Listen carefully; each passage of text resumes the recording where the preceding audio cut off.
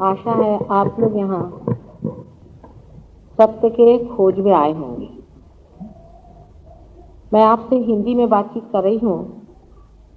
कोई लोग ऐसे हों कि जो हिंदी बिल्कुल ही नहीं समझते हैं, तो फिर अंग्रेजी में बातचीत करूँगी। ठीक है।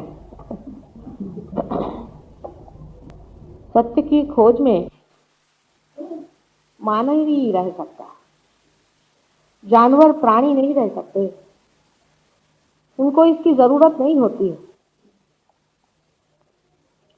मनुष्य ही को इसकी जरूरत होती है कि वो सत्य को जाने। मनुष्य उस दशा में होता है जहां वो जानता है कि कोई न कोई चीज उससे छिपी हुई है और वो पूरी तरह से यह भी नहीं समझ पाता कि वो इस संसार में क्यों आया है, और वो इस उधेड़ बुन में हर समय बना रहता है कि क्या मेरे जीवन का यही लक्ष्य है कि मैं खाऊं पीऊं और जानवरों जैसे मर जाऊं, कि इसके अलावा भी कोई चीज सत्य है।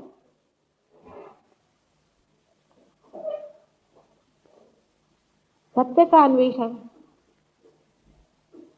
मनुष्य के ही मस्तिष्क में जागृत होता है, लेकिन सत्य के नाम पर जब हम खोजते हैं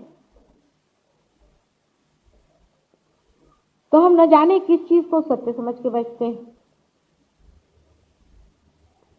जैसे कि जब मानव कुछ सोचने विचारने लग गया तो उसने संसार की जितनी जड़ चीजें थी उधर अपना ध्यान लगाया। यानी यहां तक आज वो चांद पर पहुंच गया। कौन सा सत्य मिला उसे चांद पर? साइंस की खोज की, उसमें उसे कौन सा सत्य मिला? जिन लोगों ने साइंस की खोज करके और अपने को बहुत प्रगल्भ समझा है, एडवांस समझा, जिन्होंने सोचा कि सारे संसार को हमने काबू में कर लिया है साइंस के बूते पर, आज उनके देशों में जाकर आप देखिए, एक एक घर टूट रहा है, एक एक बच्चा रो रहा है। इतनी दारुण दशा है वहां, क्योंकि अब तो मैं बहुत सालों से लंदन में रह रही हूं। आप जानते हैं लंदन शहर के अंदर कहा जाता है कि हर हफ्ते 2 बच्चे माँ बाप मार डालते, और ये बच्चे कोई ऐसे अनैतिक बच्चे नहीं होते। बच्चों के मारने का तो वहां एक प्रघात सा ही पड़ गया। कोई माँ बाप को मार डालता है, कोई बुढ़ों को मार डालते हैं, कोई पति पत्नी को मार डालता है, पत्नी पति को मार डालते, और जब किसी को मारने को नहीं मिलता तो अपने को मारते बैठते। स्वीडन में न जाने लोग क्यों, जहां की सबसे अधिक सुबत्ता है, वहां सबसे ज्यादा आत्महत्या करते। इस तरफ हमारी दृष्टि नहीं जाती। हम लोग अपने को बड़ा डेवलप कर रहे हैं। हम लोग नहीं सोचते हैं कि किस सत्य को इन्होंने पाया है जिसके कारण ये आत्महत्या पर ही तुले हुए हैं। सब तरह की सुबत्ता होते हुए भी इनके यहां हिप्पी जैसे लोग अपने को हर दिन मिटा रहे हैं, खत्म किए जा रहे हैं, और ये वो जान गए हैं कि हमें अभी तक सत्य तो मिला नहीं, लेकिन सत्य की जगह बड़ा भारी कोई असत्य हमने पा लिया। इस आधुनिक काल में हिंदुस्तान में मेरी बात जरूर अजीब सी लगती है, लेकिन विदेश में नहीं। यहां मैंने सालों काम इस बंबई शहर में किया है। लंदन में 1 साल में मैंने जो काम किया वो बहुत ज्यादा आश्चर्य होता है। हिंदुस्तानी अभी सोच रहे हैं भारतीय कि हम अगर उनके जैसे आधुनिक हो जाएं, हमारे रोटी कपड़े का अगर सवाल ठीक हो जाए तो हम बहुत ही ज्यादा विशेष हो जाए। रोटी कपड़े का सवाल अपने देश में किन लोगों को है?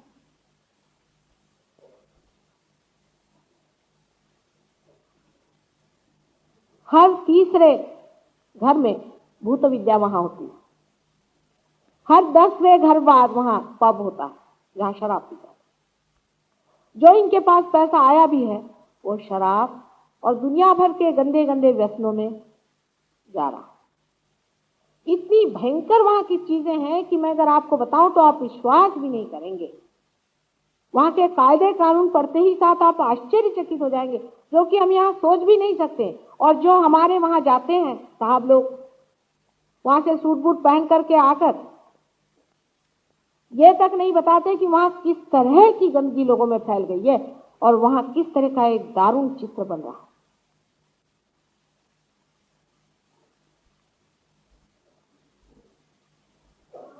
इस कदर अश्लील है सब कुछ कि मैं आपसे बता नहीं। मां के रिश्ते में मेरे जिह्वा पर ये शब्द आ नहीं सकते। इतनी घृणित है वहां की जिंदगी जो टूट गई, बिखर गई है। उनको देखने के बाद हमें सोचना चाहिए कि हम किस चीजों की मांगे कर रहे हैं।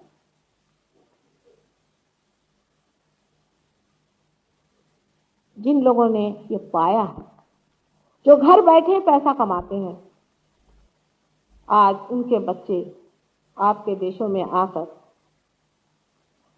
सत्य को खोज रहे हैं और यहां पर भी बड़े से ठग एयरपोर्ट से ही उनको पकड़ ले रहे हैं। काफी ठग लोग भी तैयार हो गए अपने देश में। ठगों की तो अपने यहाँ, जैसे अपने यहाँ मच्छर और खटमल आदि बहुत सारे पैरासाइट्स होते हैं, उसी तरह धार्मिक ठग भी बहुत ही निकला। ये सब इसी वजह से होता है कि मनुष्य सोचता है जब कि हमें अगर पैसा मिल जाए, हमारी अगर आर्थिक समृद्धि हो जाए तो हम बहुत बढ़िया हो जाए।